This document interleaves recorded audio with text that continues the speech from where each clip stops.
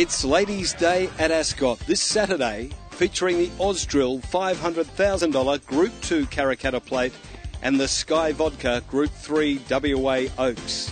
The rail goes back to the true positions, the marquees are going up, and we are set for Ladies' Day and the Myers Fashions on the Field here at Ascot this Saturday. Yes, welcome along to the box seat. We're here at beautiful Ascot as we count down to a big day on Saturday. The Group 2 Ausdrill Karrakatta Plate and the Group 3 Sky Vodka WA Oaks. Hi, Marty Young with you. Greg Hooper joins me. Hoops, we've got a big day's racing ahead of us. Yeah, pleasure to be on the show, Marty. Hopefully we can find a few winners on what will be just a bumper racing card. This is just feature racing, four feature races for the day, and I think this is just really first-class racing all day. Plenty of value for the punters as well. 26 degrees is forecast, a sunny day on Saturday. The rail goes back to the true, and we'll be working on a good 3 by the time race 1 comes along, which happens to be the American Honey Better Shared Handicap. 1,500 metres, time to go at 12:45. Rafferty will be a short price favourite. Let's go back and have a look at his last start winning performance. Rafferty and Liquidation starting their runs at the 250 and Plain Lucky. In front from Mantango now. Pillow Time, Lee Rani, and here comes Rafferty. He's starting to rattle home down the outside. 100 to go, and Rafferty gave them windburn. He sprinted brilliantly. Takes the lead. Rafferty pulls away from Pillow Time. It's all Rafferty. A great return by Rafferty. One from Pillow Time, Plain Lucky, Mantango. That was well summed up there by Darren McCauley, because when this galloper turns it on, he can really turn it on. If he's got that really good explosive turn of foot, and well, he came to play first up, didn't he? His trial was really good, and well, he just sat behind the speed. It was a perfect ride by William Pike. He had him all covered up, and that's what this horse likes being able to do. Just sit behind him and then just go bang, and he just smashed him. And really, looking at this field, Marty, I think he'll go bang bang. I think he'll make it 2 on the trot this campaign. Something would have to go terribly wrong for Rafferty to get beat in this race, from my point of view. He looks an absolute special. Tell us about any of his dangers, if there are any. The only way I could probably see him getting beaten is he's never won over further than 1,400 metres, which I still don't think it really matters. I think he will eat the 1,500 metres and the 58.5, and if they go really slow, but still, he should still be able to pull to the outside and just go crunch on win. Going from top to bottom, look, Dante's Alert's going good this campaign. I think Sharon Miller has him ticking over nicely. Obviously put on that buck jumping display in the Pinjarra Classic. He's been back to trials. He trialled fairly. Mitchell Pateman gets it with the claim, gets him with 55 kilos. He'll sit, he's barrier 3, he'll probably sit midfield, and I think he'll be the one. It will hit the line. I think he probably looks the obvious second pick in the race. Delta Bay's probably not going good enough for me. It's been a long time between drinks for him. Same can be said about Nelly Got there.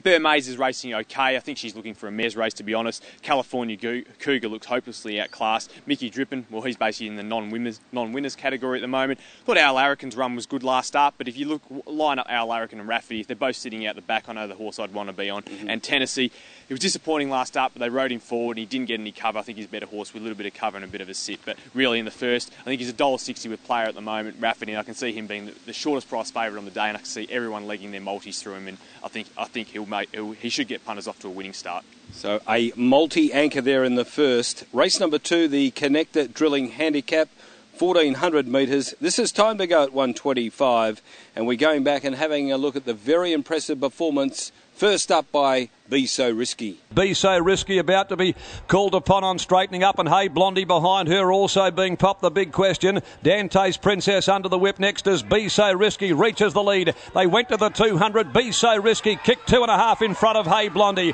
Further back, Kindy Kid, Dante's Princess, but she's racing away from them. Be So Risky. It's 3 for 3, and the McFlirt mare races away to score a dominant win. And there we had it. That was a big win by Be So Risky to take her record from 3 starts to 3 really good, impressive victories. And look, she beat a pretty good horse down there at Bunbury, Hey Blondie. She excels at that track, and Be So Risky basically just thrashed her, and I thought it was a most impressive win.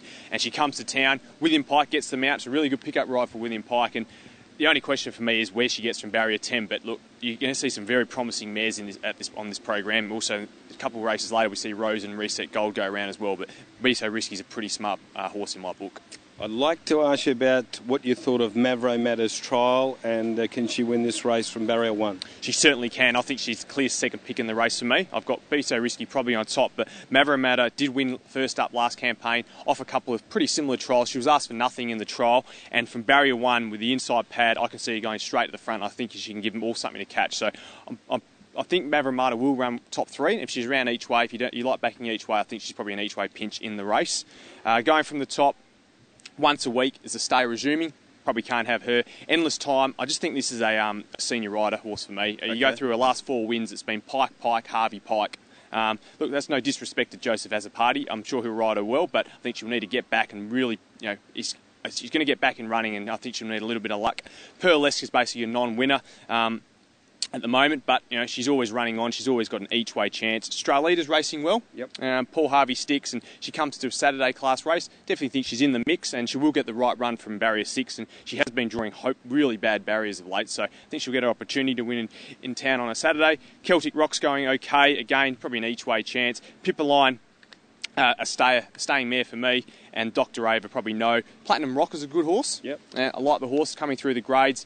Simon Miller was on radio this morning and did say that it's probably her last run for the preparation. She's always a little bit of concern, but I'm sure she'll take a 4 position and give it a decent kick home. Rosalie Park's going okay at the moment. Probably just think she probably needs midweek company, but summing this up, I think this is a really good competitive mares race, Marty, but I think BCO Risky's a pretty smart mare, and I'm happy to put her on top. So for hoops in race number 2, we're going number 5, Be So Risky.